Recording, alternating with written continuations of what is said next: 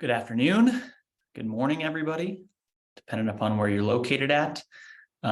Super excited to be here with you. I'm going to give everybody that's sort of waiting or trying to file in a couple of minutes to get going, and then we'll get started. But I am in Northeast Ohio, Canton, Ohio, to be precise, where our headquarters office is located for Foxhire.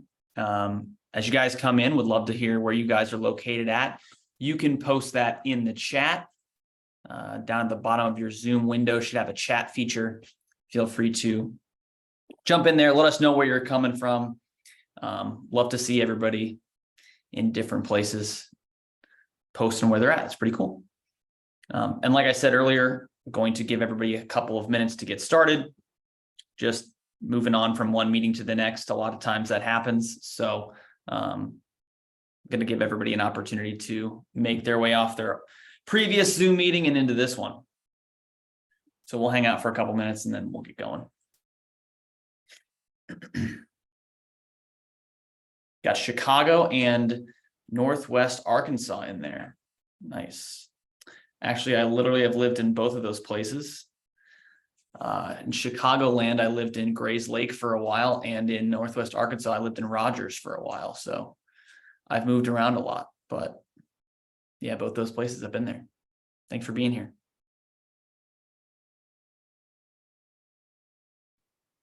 Maybe 30 more seconds and we'll get going.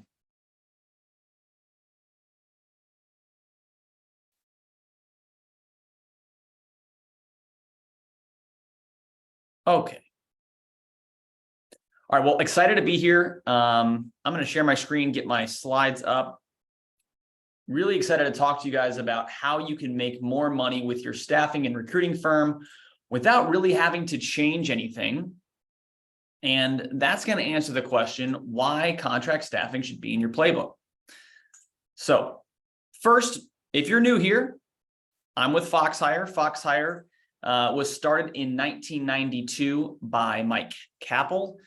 He is still the CEO of Foxhire, and since then we have innovated and built an employer of record platform that helps staffing and recruiting agencies place contractors in all 50 states and now in 100 plus countries all over the world.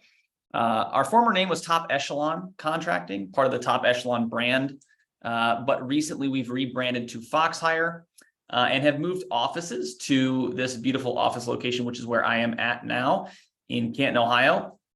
Mike's still the CEO, and over the past 10 years, we've really innovated on our technology to make leveraging an employer of record through contract staffing simple, making it easy to hire and place contractors, do all the reporting, and have visibility necessary to run your staffing firm. So that's who we are. That's where we're coming from. I'd like to start with a question. Feel free to say me or raise your hand in the chat to any of these three questions, right? First question is, do you currently offer contract staffing? Now, I assume if you're in this webinar, you probably either it's new or you want to learn about it or you haven't done it yet. Next question would be, have you ever placed a contract candidate in the past? Would love to hear that in the chat. If you've ever done it in the past, maybe you haven't done it now, but have done it previously. And if you have, that's good. You know some of the benefits, right? And then lastly, this is the most interesting one typically. Has a client of yours ever asked you to do contract staffing? That would be very interesting to hear, because a lot of times, I see Bridget raising her hand. Thank you, Bridget. That's where people get started, right? And unfortunately, the first answer they think of is, no, I can't do that, because there's all these problems that exist with contract staffing, right? Things that I've heard about, things that I just don't have ready yet, complications, risks that you don't want to take on, right? So we're going to talk about all those things and how you can do it easily and quickly. So let's talk about why you should offer contract staffing, right? Obviously, you want to say yes to your clients, but how does that benefit you? Or why should you get started? Well, let's first start with what you're missing. If you look back on this chart, and this is from Staffing Industry Analysts, if you don't follow them, great organization to follow, lots of great information and resources for staffing firms. But going all the way back to 2009, the contingent workforce, AKA contractors, made up about 10 to 12% of the overall population of the workforce. Fast forward to today, it makes up almost double that, 20 to 23% of the workforce is now contingent. So that means that your opportunity over the last 15 years or so has doubled. And given that, you maybe are losing out on 10% more of the opportunities that exist if you don't offer contract staffing. So lots of growth in the contingent workforce space. What's motivating that? Let's start with clients, right? Clients are motivated by a couple things here. And you see this New York Times article. Google's a great example. We'll talk about Google specifically, but there's three main reasons why clients are motivated to offer or to pursue contract staffing. Number one is flexibility. They can increase their staff to meet their deadlines, right? Projects. A great example of this is tax season in the accounting space. You flex up with a bunch of contractors during tax season and you flex down when that's over, right? Or you flex up when you need a bunch of accountants for an audit, and then you flex down when it's over, right? Those are things that the accounting industry has seen, and that's why there's a large contingent of accounting-based temp firms out there. Account temps is an example that you might be aware of. So increase staff to meet deadlines, decrease when you don't need them, right? Big reason why clients like that flexibility and use contractors. Number two is access to skill sets they may not otherwise have access to, right? Maybe a client just bought a big software solution and they need a developer to connect some things, make things work, integrate it into their current systems. They don't necessarily need a developer all the time. They just need it for this specific season, 3 months, 6 months, however long the project takes. So they hire a contractor to do that. So access to skill sets they don't have in-house, great reason why they're leveraging contractors. It also helps them overcome budgeting issues or hiring freezes, which we're going to talk about a little bit later in the call. So I'll save that because that's a great strategy that you guys can leverage, helping clients overcome those budgeting issues or hiring freezes. And then lastly, like I said, scale up, scale down quickly. There's a lot of things associated with that, moving down that list, like minimizing their liability and risk. You scale up, you scale down quickly. If you're doing that with full-time employees, there are laws and regulations around reductions in force, benefits, COBRA, all these different regulations that prevent companies from doing that to full-time employees. But because you can leverage contractors differently, you can scale up and scale down quickly with a staffing firm. So they're using contract staffing to minimize their liability and risk. Those risks specifically are things like workers' comp, unemployment, discrimination suits, licensing, credentialing, any risk associated with employment that you can think of, they're deferring to a staffing and recruiting firm or an employer of record or some outsourcing organization. So really good to know because that's one of your value propositions if you do decide to offer contract staffing is minimizing their risk. And then lastly, they're reducing their costs, right? And people might say, well, how much is the markup for contract staffing? And that can be between 40 and 60% typically. Now that includes all those burdens that we talked about in the minimized liability section, like taxes, insurance, benefits, right? So 40% markup. And a recruiter might say, well, my 20% fee is so much less than that. That's true. However, that's only your side of the equation, right? The employer is paying that 20%. And then when that person comes in on as a full-time employee, they got to pay another 20 to 30% on top of that for their burden, taxes, insurance, benefits that the client has to ultimately take on. So while your 20% is less, still adds up to about 50 to 60%. But here's the kicker. They're saving money because they're only paying for hours worked under a contracting assignment. Okay. When you hire somebody as a full-time employee, that's not necessarily the case because there's added costs when you have to train them, when you offboard them, all of those items that exist don't exist in a contract staffing scenario. So a lot of times they're doing this to reduce their costs and outsourcing some of the higher expenses like benefits, insurance, workers' comp to that staffing firm. Google, great example. Like I said, this article, if you were to look it up, this exact title, you'll learn that more than 2/3 of Google's workforce is contractors. At least that was back in, I think, 2020. So they got a lot of bad press for that. People were saying, need to give everybody have the same benefits, but just an example of how large organizations leverage contractors in a very big way, giving recruiters like yourselves some good opportunities. So that's the client side of the house. That's why they care about this. That's why they're leveraging contract staffing. What about candidates? Why do candidates want to take a contract job, right? Isn't that for people that really can't get a job? Not necessarily the case, especially today. Things are changing. You're seeing that with the rise in gig platforms like Uber, DoorDash, Fiverr, Upwork, all of those ones, as well as just willingness to take a regular contract position. And here's why. Candidates value a lot of the same stuff that clients do. Number one is flexibility. And the biggest driver right now is remote work. Contract assignments, especially in the IT, accounting, any office-based position, can be done remotely, right? So location is big, right? So remote workers that want to work from home, they can find that a lot of times in a contract role and maybe not as much in a full-time role. The opposite can be true as well. People might want to travel for work. Big example here is travel nursing assignments, right? That was massively growing the last 24 months, tailing off a little bit, but people like these roles because they can get a contract in Florida for the winter or in California because they like it there and they want to visit, right? Or wherever they want to live at, a contract opportunity gives them a quick and easy way to get that done, but doesn't tie them to that location forever. So really cool opportunities there with contract that really isn't available for full-time roles. And then lastly, flexibility could talk about new and changing projects, right? Great example is in the developer world.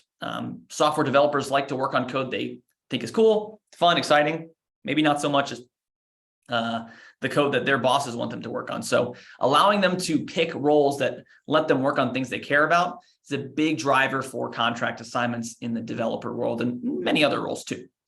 Some of the other things they find valuable could include potential for higher earnings, right? This is the case for those travel nurses. They were getting huge pay rates over the last 24 months because they would take contract roles in organizations that were having a hard time filling them. So they're willing to pay more, right? So higher earnings, actually true of contract roles, which has historically been something people thought was not true. So really cool to see that. They're controlling their own career path. They can select who they work for, when they work for them, what time they work, if it's in their house, if it's at the office, they can control that. Whereas when you work at a full-time role, it's not as much the case. They can also gain new skills. So just like clients want to access new skills, contractors can gain new skills. So if they go into a new project where they can work on a new set of code or in a new industry and learn that industry because of this contract role, people are willing to do that to break into something that they're interested in. So they can gain new skills as well. Or they can get their foot in the door at a big organization they're interested in working for, AKA, as my previous example said, Google, right? A lot of those contractors probably entered Google hoping they would be converted to full-time. So great marketing opportunities for you on the contract side. If you're trying to get your candidates into an organization that they really admire, this would be a reason they would take a contract position. And then lastly, especially if you're leveraging an employer of record like Foxhire, they're going to have access to benefits they may not have had, especially when they're leaving a small to mid-sized organization because of Foxhire's size or other EORs. They can deliver benefits that other organizations can't. So some of these contractors who are working in a lot of contract positions will value those benefits over maybe full-time benefits from a small employer or from another EOR. So great reasons why these contractors are interested in contract work. And you saw that with Forbes here, just flexibility and earning potential. Interestingly enough, this is happening all across the workforce. About 44% of Americans work a side hustle right now, right? Side hustle meaning they're doing something else on the side to make some extra income. And a lot of those side hustles, maybe not dog walking, right? But other ones are these contract roles, whether that be through Upwork or Fiverr or Uber or Lyft, or I'm an accountant and I run a little side contracting business, right? Those are out there. So half the workforce almost is open to contract work, meaning the ideas of the past that people aren't interested in contract positions is just not true anymore. Which I think is really helpful for recruiters who might want to change their mindset about offering this to their clients. The good news is, if you want to do that, you don't have to change much about your business, right? Recruiters do two things for the most part. They find new clients and they find candidates for those clients. That's it. They sell and they recruit. That's the business, right? And you want to spend as much time as possible doing those two things because those actions generate revenue. Right? Some of the other actions you might think you would be needing to do, like run payroll and timesheets and all that stuff, it doesn't generate revenue. It's administrative work that takes away your time. So we're going to talk about how to avoid that conundrum while also offering contract. The cool thing is it's not meant to replace perm, right? It's a complement to offering perm's recruitment. Contract staffing is just additional on top of what you're doing now. It complements your direct hire business. It could feed your direct hire business, in fact. And we'll talk about that. You can cross-sell and upsell these solutions within your current client base. So it doesn't even mean you need new clients. I bet you a lot of your clients are already using contract staffing from somebody else if you're not offering it. And it also, most importantly, it protects and grows your business. It keeps you earning revenue on a recurring basis and builds your enterprise value, which we'll talk about. So there's three main benefits of offering contract staffing. I just mentioned one, or actually I mentioned two. We'll review those. Number one, it helps you build recurring revenue, right? Everybody knows the pain of waiting for your next direct hire check, right? Maybe you go through a lull, you don't have some placements for a while and you're waiting for that next big hitter, that 20, 30, 40K check. Those are awesome. But when they're few and far in between, it can make it difficult to run a business. Those cash flow problems can mount if you don't have some recurring revenue coming in. Contract staffing delivers recurring revenue, typically on a weekly, biweekly, or monthly basis. So having consistent checks enables you to be more fluent with your business. It also increases the value of your business, okay? The reason is because when you have recurring revenue, you can demand a higher multiple when you want to exit the business. And historically, we'll talk about this, it's almost impossible to sell a recruiting firm, but it's not impossible to sell a staffing firm. So that's a big component here. We'll talk about enterprise value. Number two is increasing your closing percentage. And this is a really great way, low-hanging fruit to make just a few more placements a year. There are roadblocks that your clients face that you can solve with contract staffing, which we'll talk about. And then lastly, contract staffing protects your business from vendor consolidation efforts, right? If you don't offer everything, maybe we don't need you anymore. We'll use these other guys that offer everything, right? So big piece there that I think a lot of you will start facing in the next 12 to 18 months as we probably enter a recessionary period. And you'll see some data there that confirms clients are looking to consolidate.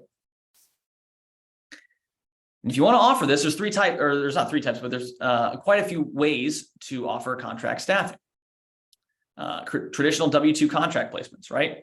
You place an employee of yours or an employee of an EOR's at a client site, you bill for their time. There's no expectation to convert them to full-time. They work an assignment, they come back, you place them somewhere else, and that cycle continues. Then there's the contract to hire offering. You place somebody at a client, maybe on a 3 to 6 month contract. There's an expectation at the end that the client hires them full-time if they like what they see. And then you get a conversion fee at the end. Very common component, especially for direct hire recruiters. 1099 independent contractors. That's more like finding a specialist in a specific area that operates as a 1099, finding them their next gig, right? And they're their own business, right? Some might call that corp to corp. And you help them find their next gig and their next gig and their next gig, and you get a piece of that profit margin. But they're their own business. You don't employ them. They're a 1099. Payrolling is interesting. That's basically working with clients that have populations of workers that they don't want to put on their own payroll, but they still need their work. You didn't find the contractors, but you need a home for them, right? So you put them on your payroll, or you put them on an EOR's payroll and you get a referral fee for that. That's actually a pretty interesting model as well. And then retiree restaffing. Maybe you got some high up executives that want to retire, but they want to bring them back on a consultancy basis. You can be that employer to deliver them on a consultancy basis and help them still work with that client organization, but not on their payroll, so that they can maybe leverage some of the retiree benefits and whatnot. So all very common models, different use cases for all of them, but those are just ways you can offer contract staffing if you really weren't aware of the offerings that exist. And those are all going to deliver one of the most important components here, which is recurring revenue. So let's paint that picture. Can I really make a lot of money doing contract staffing? It's a question I get a lot. Let me show you, right? And like I said, direct hire recruiters are used to these 20, 30, 40K checks. I love them. Keep getting them. That's awesome. But these other checks are going to add up over time, which I think you might find very valuable. So let's give an example. Just as an example, let's say you have 10 active contractors out. You start doing contract staffing, you get a couple clients, you got 5 to 10 people out on assignment, in this example, 10, and you're making an average of $12 an hour on those people, right? If they work 40 hours a week each, those 10 people, you're making $4,800 profit per week.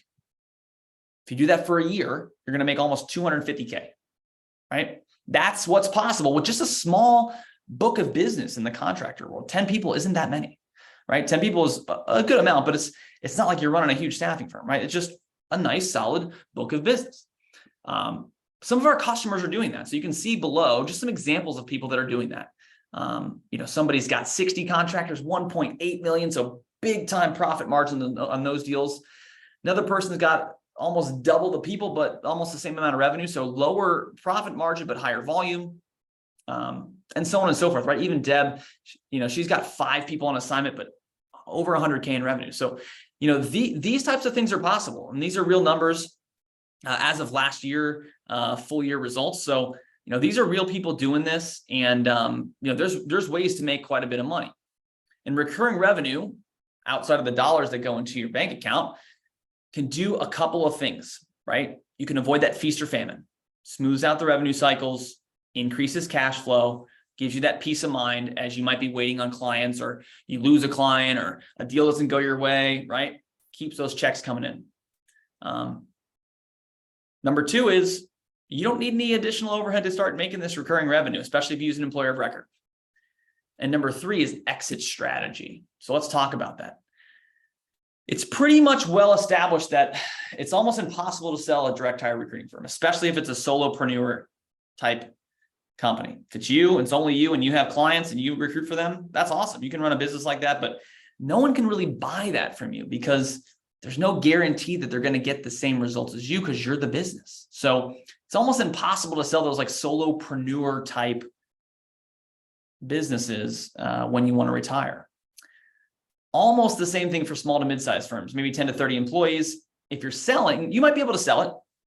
If you got processes, you got really strong established clients and other recruiters in your business working for you. But when the founder leaves, it makes things difficult. So most investors aren't going to spend more than 1 to 3x EBITDA. That's maximum. So even if you can sell it, you're not going to get the maximum amount of multiple on your revenue to change your life or get that retirement income you really need to sit on a beach for 20 years, okay? Large firms, they have a higher likelihood of selling, but even still, you can build this your recruiting firm up to 30 full-time employees in-house, right? You're still not going to get the highest multiple in EBITDA, 4, 5, 6 times. That's what you see in other industries, at least 5x, 6x of EBITDA. Net profit, that is.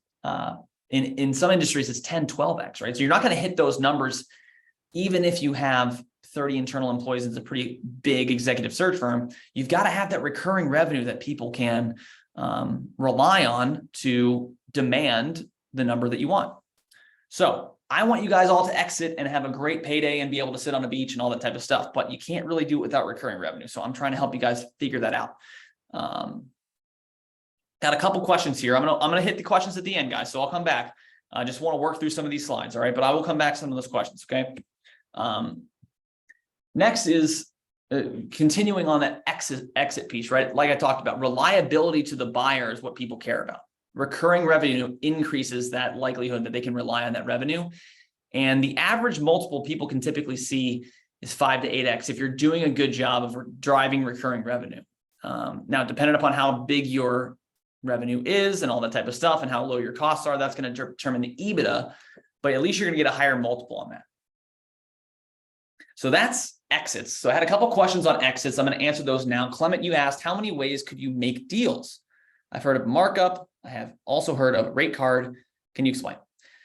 Yeah, so a markup and a rate card is pretty similar. So a markup is just meaning what percentage more are you paying compared to the pay rate than the bill rate. So as an example, if somebody's getting paid $100 an hour and you have a 50% markup applied to that, you're going to bill your client $150 an hour, right? The markup is 50%.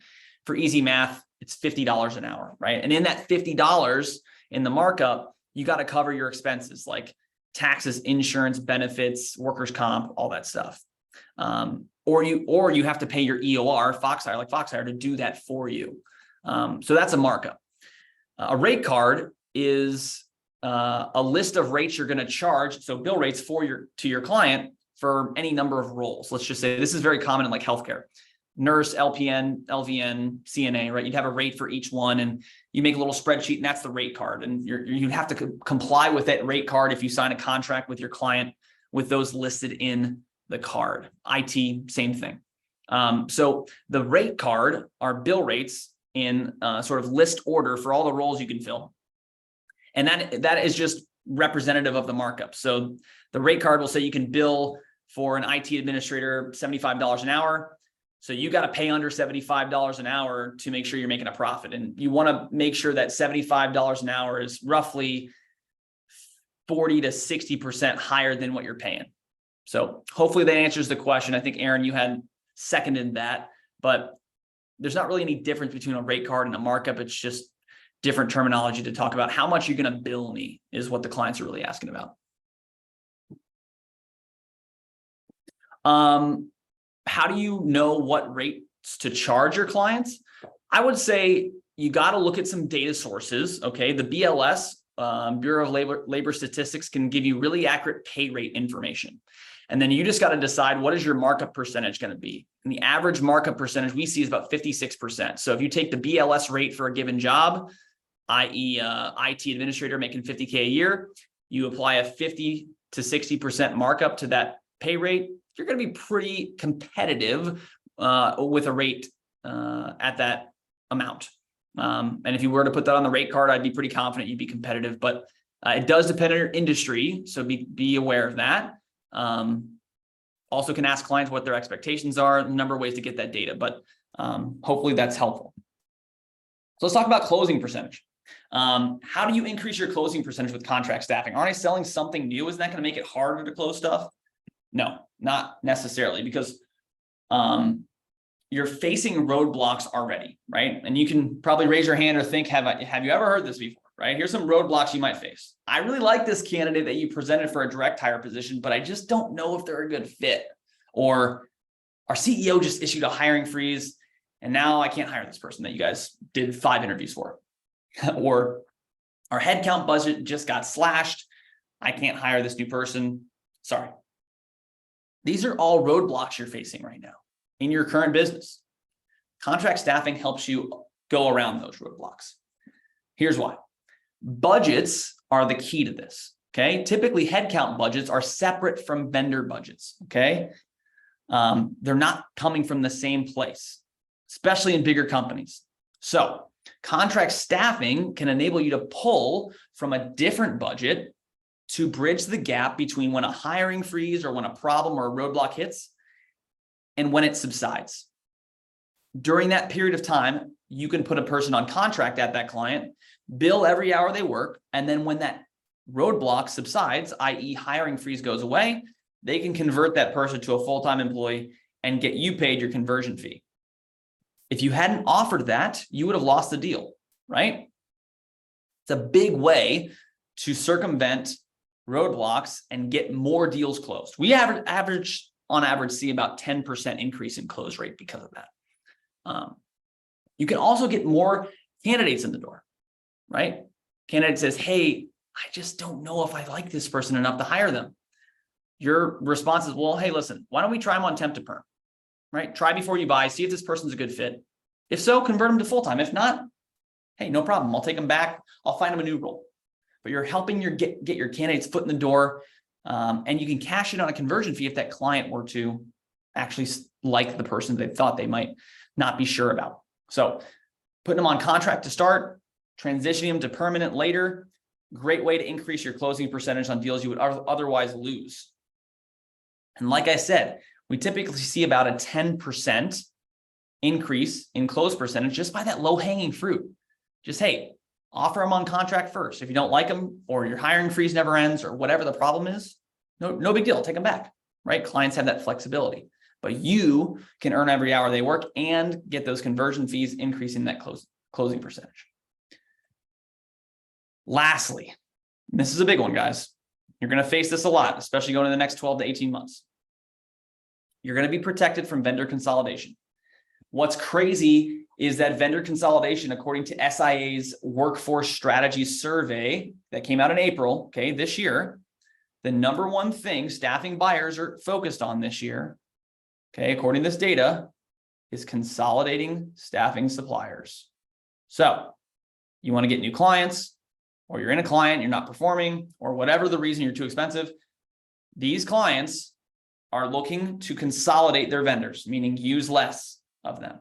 And if you can't meet all of the needs, check all the boxes, I can offer all this stuff, the likelihood that you get consolidated is much higher, right? That's the case if your firm only delivers one solution like direct hire, or if you can only deliver one type of role like office-based positions in an 8810 workers' comp code. If you can deliver other workers' comp codes, which maybe you can't cover right now because they're too risky, you could have a higher likelihood of staying in that pack. Or you're not flexible on how you deliver your candidates, temp to perm or any of those things. Maybe you don't have the necessary insurance requirements they care about, right? If you've ever been asked for a certificate of insurance, you'll know that there's heavy insurance requirements to get into some of these clients, especially if they're using an MSP or vendor management system. We're talking workers' comp, professional liability, general liability, umbrella, motor vehicle, all these types of insurances. If you're a direct hire recruiter, you may not have those. So if you can't do that, you might get consolidated, right? Or if you can only staff certain states, right? Now companies want to hire remote workers all over the country. If you can only staff for states that you're present in, if you're based in Ohio and you know you can only place in Ohio, you may get consolidated, right? Because they want to hire people in Pennsylvania, New York, California. And lastly, if you can only staff certain workers' comp codes, like I said earlier, you could get consolidated. So it's the number one thing staffing buyers care about right now. You want to protect yourself against that. You got to diversify how you deliver to these organizations, right? So here's what you could offer if you offer contract staffing: W-2 contractors, 1099s, contract to hire, payrolling, and direct hire. You're going to have that comprehensive COI, hopefully, if you're doing contract staffing. You can deliver nationwide coverage if you build out that network yourself or you use an EOR. And you're going to have workers' comp breadth and depth if you use an EOR. So they're trying to simplify those suppliers. You can do as many of those things as possible with the least amount of vendors. Don't be one of those people that gets consolidated. So you might say, you mentioned a lot of stuff that sounded expensive, like certificate of insurance, workers' comp, benefits, etc. And yes, staffing can be expensive if you're going to do it yourself. Luckily, we've been supporting staffing and recruiting firms for the last 30 years, helping them get started in contract staffing with little to zero upfront investment other than asking their clients if they want a contractor. That's pretty much it. Here's how we help you guys do that. We deliver comprehensive back office support. We deliver a certificate of insurance, health benefits, workers' comp, full contractor onboarding. That includes I-9, background check, drug screen, a number of prerequisites if they're required, and things like healthcare. So immunizations, certifications, credentialing, all of that stuff. Do it all for you. We make it really easy to do that in a back office software that we built proprietary to us. Makes it easy for you, your clients, and your candidates. And we have nationwide coverage, all 50 states and 100 plus countries. So you can place anybody anywhere. We also have industry-specific expertise in healthcare and education, which are highly regulated industries, meaning very difficult to do business in. We're really good at those. So if you say, hey, I can't do this myself, this is a really good option. And the way it all works is we become the legal employer of the worker, okay? And in so doing, we take over all of those back office functions, right? We are literally the legal employer of your temp that you place at your client. We handle the legal, financial, administrative duties, right? So the risk, the compliance, we fund the payroll. So you don't even have to have payroll funding. We fund it for you. We deliver the payroll on a weekly basis. We do the taxes, the workers' comp, collections, invoicing. And we do all the administrative stuff too, like maintaining your contractor's assignment, things like renewals, things like helping them with their timesheets, any day-to-day stuff you don't have to worry about, we help with. All you have to do is the front office stuff. Get the job order, get the candidate, negotiate the rate, submit the placement. That's it. We handle everything from there, and you guys can focus on growing your business. How does it work? It's pretty simple. When you get somebody placed, their weekly process is something like this. They submit their timesheet for approval. That goes to their client site, whoever's approving their timesheet there, which you'll provide that person. They approve it. We run the payroll and do all the taxes.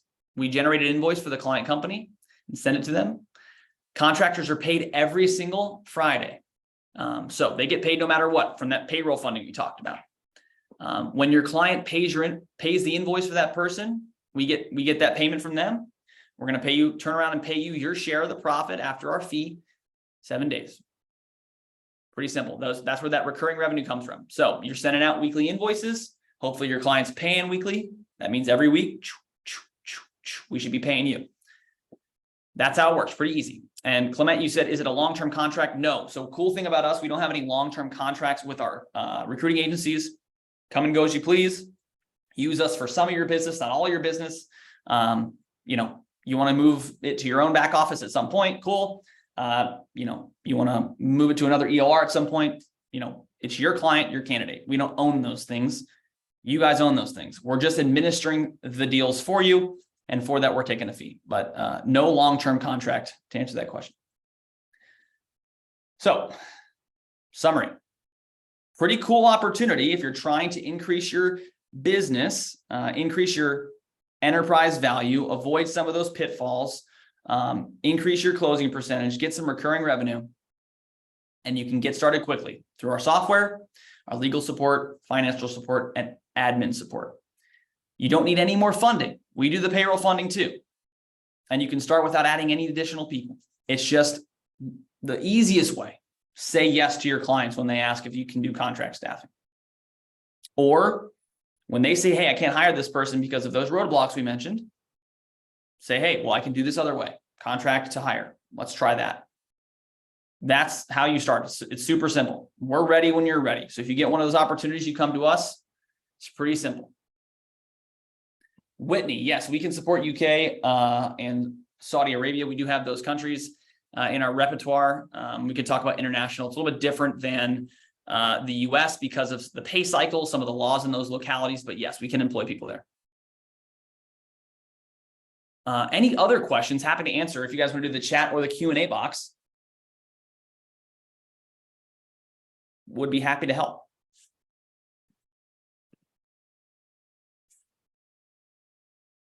I'll hang out for maybe a minute here, see if anybody's got any other questions. Really appreciate them so far. It helps other people sort of put this into perspective when other people ask questions. So if you have one, would love to hear it. Don't be shy. Shout out Smoothie King.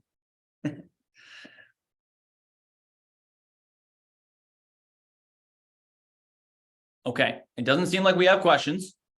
So if you're interested in learning about FoxHire, do you have some questions that you want to ask an individual? Our sales team is great to talk to, very experienced in the recruiting and staffing industry. Specifically, like I said, we have expertise in healthcare and education, but we can do almost any industry. Give us a call, 888-534-9417, those emails, addresses, and that website. We can share the slides. Yes, Aaron, no problem. If you wouldn't mind, Aaron, so I can get your email address, to email sales@foxhire.com and ask for the slides, and we'll respond back with those. No problem. Any other questions before I let you guys go? Same thing. If anybody wants the slides, feel free to email sales@foxhire.com and we'll send them over to you.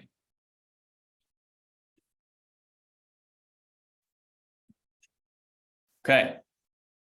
Don't hear any questions. So yes, Clement, it's going to be recorded. I'm going to publish it on our YouTube and on our website so you guys can watch it as well. I believe that Zoom will automatically send you access to the recording as well after the webinar is over. But if not, I will publish it to our YouTube and to our website. Probably give me about 24 hours for that to happen. Okay, guys, I hope you have a great day. It was great speaking with everybody. Would love to work with you if you're interested in starting on contract staffing. Keep it in mind as you talk to your clients, and we'll see you out there. Bye-bye.